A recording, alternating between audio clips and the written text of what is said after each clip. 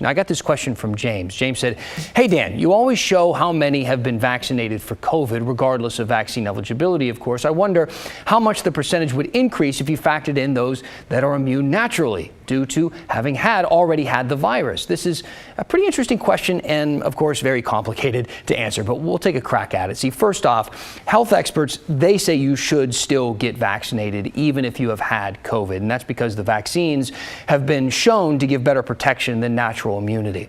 Here's what OHA says about it. While it's true that having COVID-19 may create some protection, at this point, we aren't sure how long this immunity will last. It's also not clear who will and who won't create effective antibodies. Since this is a new virus, our immune systems are not adapted to create effective natural immune responses to this virus. So again, even if you've gotten COVID, you should still get the vaccine, according to health officials and the experts, because they say you'll be better protected that way. But we know there's still a lot of people in Oregon who haven't gotten vaccinated and have gotten sick. So that may still contribute to herd immunity rates in our state, at least in the short term, until those natural antibodies wear off. See, back in March, before most people had been vaccinated, OPB published this story with the headline, "The Double-Edged Sword of Oregon's COVID-19 Success." And they talked about how up until that point, Oregon had a lot fewer cases than other states that were hit hard with COVID in 2020. But that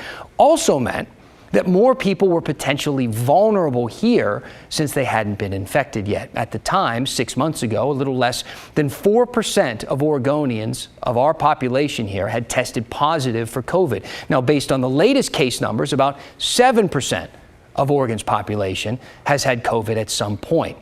Now, back to James's question about how this factors into herd immunity.